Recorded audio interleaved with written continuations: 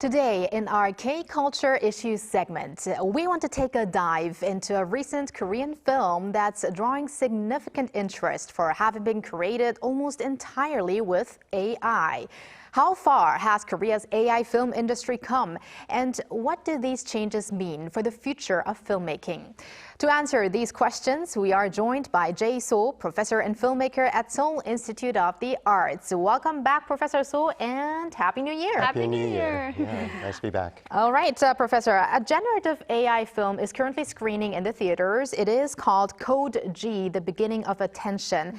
I do remember that last year we talked about this other movie, Run to the West, or 중간계. So tell us about this new film and what's special about it. I went to see it at CGV, and I was the only audience member there. It was kind of a late time, but basically it's an AI-generated movie. Also, what was interesting was the ticket price was cheaper than normal movies. It was like at 10,000 won, so it was actually cheaper. And I thought it was an amazing experience because it's like the first one where the entire movie was basically done on AI, and I believe that Studio Genie oversaw the distribution, so it's a KT sort of run production, and it's an omnibus movie, so it basically has 5 short films, AI films, and there's one called Prime Pattern Echo by Kim Ju-shin. Memory Management Bureau. This is the one that's the most interesting because it has the actress Lee Sun-bin, which they digitized for it. Also DMZ by Kwon Han-seol, Hong Ki-sun, and Order in Chaos, Song Young-yoon, and the last one was Day One by Kim Kwang-sik. So it was kind of a difficult movie to swallow all the way because all the movies were kind of different. But you could tell that this was kind of a new kind of filmmaking because it was using all the sort of AI-generated software, like I believe they used Midjourney and Runway, which I've used before. So those are kind of hard to really do a good job on. But I thought overall, the quality was pretty high, but it was really hard to get into the movie because I could tell that it was made by AI still. So I think we're seeing sort of baby steps. Right. Maybe it's a very hopeful sign that maybe in the future, filmmakers can really use this tool to kind of tell better stories. I guess we are still at the experimental stage right now. Yeah. Right, and what's very standing out for this film is that the film used AI-generated characters as the main lead without any human actors. Now, what does this kind of experiment signal for the future of a film industry? Well, I mean, the future's already in progress right now. They've been already using digital sort of actors. So I think, in some ways, they use Lee Sun-bin's likeness. So they, scanned her image and used it. But I could tell, that story was the best one out of the 5 because it was a real actor that we knew. So watching the film, I was able to sort of identify with that. But at the same time, I was also thinking, okay, Lee Sun-bin gave her sort of, the rights over to this company to use, but what if it's, and they've done this in the past where they used, dead actors. They've recreated dead actors. So there's the sort of the, question of ethics. Also, who gets the rights to using a likeness of an actor that might have been deceased. So in terms of just the intellectual property for just the likeness is a big issue, and I know in Hollywood that was the reason, one of the reasons they had that huge strike a couple of years back with the writers' strike, but it was also had to do with AI. How to use the likeness of an actor, how much they can be compensated. These are issues that still need to be worked out.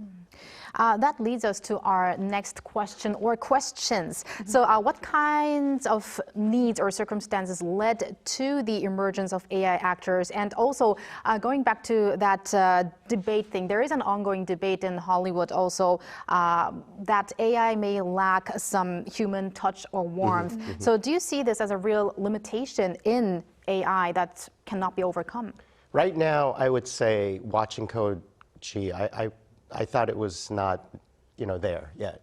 I mean, as I was mentioning it before with you, the action scenes are amazing. I think the action scenes, there's DMZ's, full of zombies. These are kind of interesting things that AI could really produce, and also maybe a weird dream sequence or a flashback. Those are really good. But when there's just an actor just talking and emoting, those are kind of hard to sort of, I guess for me, it was hard to identify with it because it just looked kind of strange. But at the same time, I think the history of cinema is basically about replication, and AI actors basically, at first, they started using AI because it was to find a solution for absence.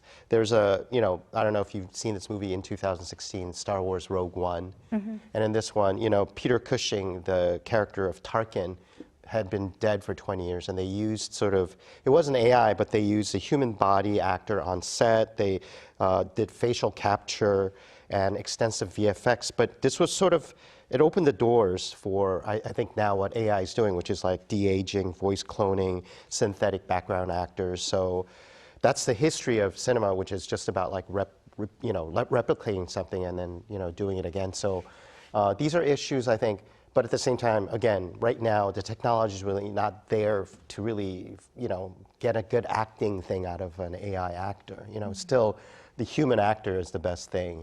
There was a controversy about using AI in terms of sound for The Brutalist, for example. Adrian Brody won the Best Actor award, and then people were asking, like, when he spoke Hungarian in there, they did use AI to kind of move his lips and also use a sound. So is this good acting? But it was enhanced by sort of AI. So those are kind of good examples of how to use AI as a tool, but I don't think it's a way to replace humans yet. No, an acquaintance of mine actually took part in the making of the film Code G, the day one short film of the movie. And what's interesting is she is an actress called Seoul Institute, but she found some interest and talent in the use of AI. So what she says is about the debate whether AI is missing some human touch. She says that there is still some limitations in reproducing, subtle human emotions, the emotional flow or breathing or maybe hesitation, things like that. But because AI performance really depends on how you prompt and how you direct it, if you have it guided by actual actors, people with experience in acting, then they could come surprisingly close to human expression in certain scenes. So I guess the human warmth is not an absolute barrier, but for now, there is still a difference between real actors and actresses and the AI actors, right? Definitely. And also from now a production perspective, some of the advantages of these AI-generated films are lower costs and also time, reducing of time. Are these changes kind of becoming tangible enough to reshape this overall filmmaking process? Well, I mean, most productions would love making things cheaper and faster, of course. So AI is really, now, there's a lot of screenwriting where they use AI. I just remember a couple of years ago, there was a seminar I attended where a professor in a U.S. university that taught screenwriting was telling me that, the agency, like creative art agency or big agencies in the U.S., they were looking for writers that could work with AI.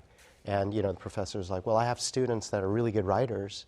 And he said, and they were like, we already have those. We want somebody that knows how to use AI. So in terms of using AI on sort of the creative end, there is that sort of limitation in terms of how much human participation is necessary. But I think using AI to sort of maybe using it to sort of like find a production like scheduling, so AI can find it how to cut costs and things like that is more, I think, a positive way of using artificial intelligence. But at the same time, if you want to just replace it completely, as your friend pointed out, I think we have a long ways to go. But I think, Code G did the right thing where you would have an actor sort of participate in the actual prompt generating things for just kind of guiding a digital actor, how its likeness to human could actually be enhanced. But you need a real actor to really sort of direct that as well. And I think that's a really good way to go, for sure.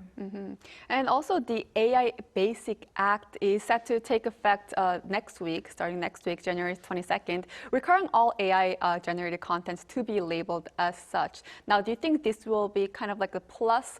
Would the production companies or the creators like this kind of act being in effect or kind of work as a burden for them? Yeah, it goes into effect this month, actually. So I know in the EU, they're looking over this thing, and they're also studying how we're going to do it. It happens to be that Korea now is going to be the first one with a law about it.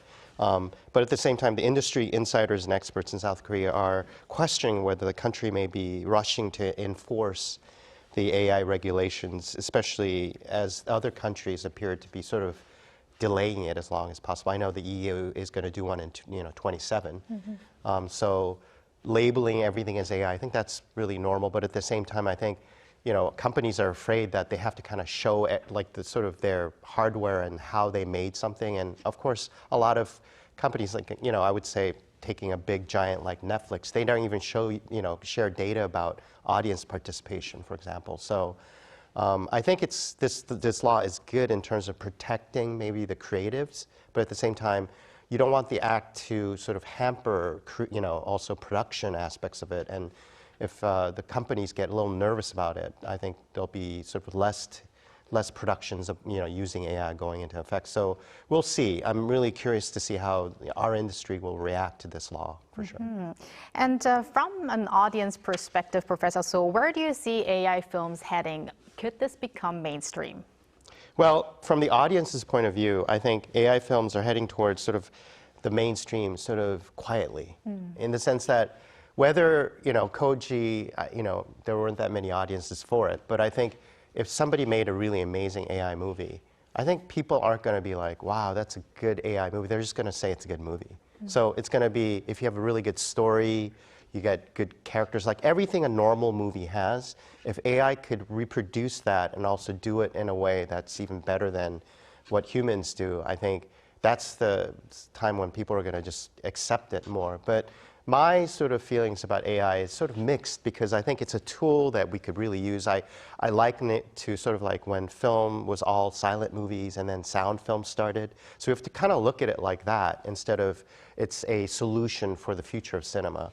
And I think there's also going to be sort of a backlash to AI as well. I think people will get sick of, another AI movie type of thing. So there might be sort of like people seeking out movies made by just, as we say, handmade movies or movies made by humans. So I think the future is bright for AI, but it really depends on how the industry is going to use it and what kind of stories and movies and content are going to come out of it. But I'm very hopeful, because as any technology shows, that it does enhance sort of like the actual content making itself. So I'm looking forward to it. And I think the real important point is, like you mentioned, once you cannot differentiate between a human-made movie, I mean, of course, humans are behind the movies, but an AI movie and a non-AI movie, once you don't know what the difference is, then I guess you can have that big success. But thank you very much, Professor Soh, for your insights, and looking forward to next time. Thank you. Thank you. And thank you, Bella, as always. Have a great weekend and see you next week. Yes, I'll see you back next week.